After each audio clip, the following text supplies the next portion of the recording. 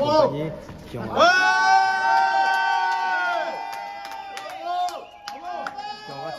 ratissé l'Ariège de long en large, de la circonscription en tout cas, pour un beau résultat ce soir. Mais je veux quand même le regarder avec beaucoup d'humilité.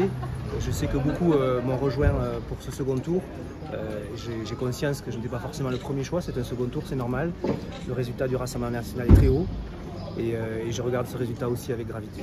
Vous avez beaucoup travaillé durant la campagne électorale. Est-ce que vous avez douté un instant? Je ne me suis pas vraiment posé la question. J'ai vu qu'au premier tour j'étais assez haut. J'ai vu que j'avais pas forcément de réserve de voix. Je sais que la politique c'est surtout pas des mathématiques. Donc je me suis dit une chose simple, c'est au boulot. Et le soir de la dissolution, à partir du moment où j'ai pris la décision de repartir en campagne, parce que c'était pas une décision facile non plus, je dois vous dire que j'ai pas trop réfléchi pendant un mois. J'ai essayé de voir le plus de monde possible, d'essayer de convaincre, d'essayer d'expliquer une ligne aussi claire que j'ai voulu avoir pour toutes celles et ceux qui éventuellement allaient m'accorder leur confiance. Ce soir ils l'ont fait, je les remercie.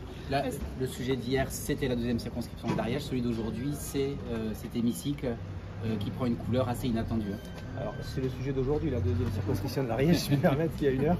Je n'étais pas encore aussi serein que je le suis maintenant.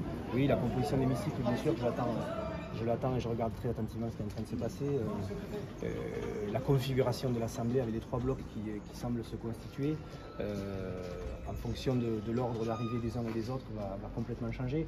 Donc j'attends avec attention de voir quels seront les groupes qui vont être majoritaires. Majorité relative bien sûr, et quelle est la construction que nous pourrons proposer pour que la France soit gouvernable demain. Ce soir, vous savez toujours pas où vous allez siéger à l'Assemblée nationale? Ça c'est vraiment pas un problème pour moi. J'ai dit depuis le début quelles étaient mes lignes rouges, mes limites, avec qui je voulais travailler.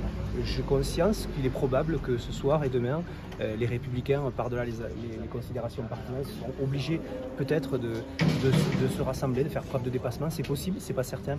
Je vous dis, j'attends de voir vraiment les résultats. En une heure, j'ai vu des sondages très différents sortir